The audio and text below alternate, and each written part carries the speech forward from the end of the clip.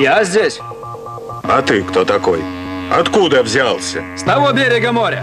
На чем приехал? Оседлал хромую блоху, сел и приехал. Море что? Лужа! Может и лужа, да только то лужа орел не перелетел. Значит, орел. Птенец! Наверное, птенец. Но тянет его крылья в город закрывает. В городе ночь настает. Город, небось, крохотный! Через тот город заяц бежал, не перебежал. Выходит, заяц маленький. Заяц как заяц, из его шкуры тулуп вышел. Куда вышел? Вышел из того города, где заяц бежал, на который тень от орла упала, и пошел, куда глаза глядят. Чьи глаза? Глаза того тулупа, который из шкуры зайца вышел. В городе, где ночь настает, когда над ним птенец пролетает верхом на хромой блохе. Чего? Чего? На хромой блохе с того берега моря, которое зайцу не перелететь, орлу не перебежать. Хоть море не море, а так лужа посреди города, где тень от блохи на зайца упала и насмерть убила. А из шкуры зайца тулуп вышел и пошел, куда глаза глядят. Тут заяц как опрыгнет. Какой заяц? Насмерть убитый, как прыгнет, куда глаза глядят. Так что тот берег моря, который не перелететь, не перебежать, из которого тулуп вышел, на который тень блохи упала и зайца убила. Хоть заяц не заяц, а орел. Какой заяц?